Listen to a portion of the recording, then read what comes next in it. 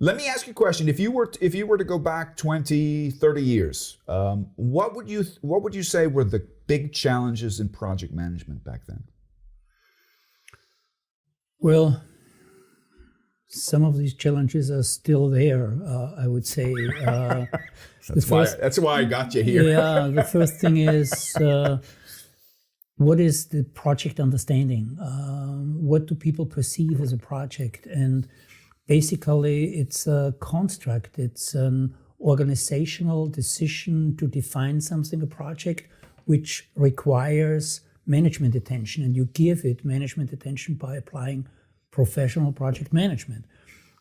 So organizations have to decide on what is relevant to be managed by project management. And so I guess this decision is crucial to understand what is the project, because very often, a whole life cycle. To give you one example, I'm working quite a bit in IT, and SAP, for example, SAP has a model which is called SAP Activate. SAP Activate, yeah. Yeah, and so that covers basically the whole life cycle of a SAP solution.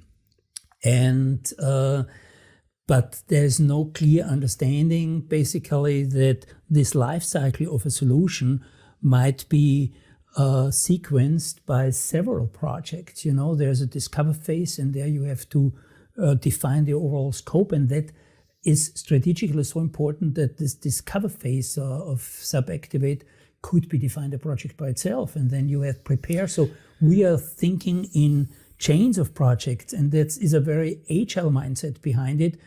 But we had this some 20 years ago to say, okay, when you are now a construction or an engineering company, you have your contracting project, but there might be a bidding project before that, and that has a very different quality and a much higher complexity than maybe the construction project socially itself. So how do you define the boundaries? How do you set the project in a context? Do we perceive it in this context, which means there are other projects, there's this company vision, you have to contribute, you have to pay into perceiving this vision appropriately, and so on. So I guess project perception, there's a difference between a project and an investment. For the investment, you do a business case analysis, you apply a different method which helps you for decision making. But for projects, you have your project objectives and your project plans, and this is to be differentiated from the investment.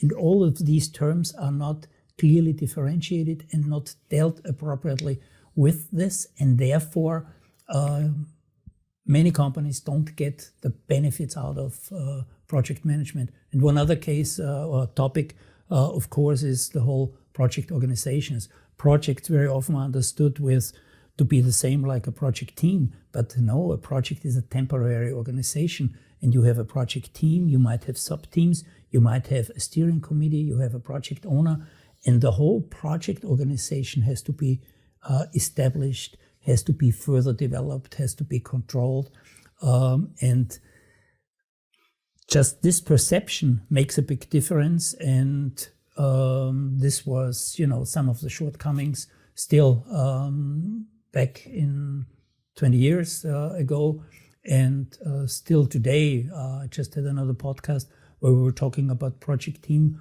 work and so on, and I explained there that actually a steering committee might be perceived as a team within a project organization, but nobody ever thought about explicitly developing a project steering committee in terms of speaking one language, having a common interest and a common view, taking on the common project responsibility, and so on. So there are still so many details actually to be optimized, and sometimes, to tell you the truth, I'm a little bit disappointed that many things that we're didn't get any further. Yeah.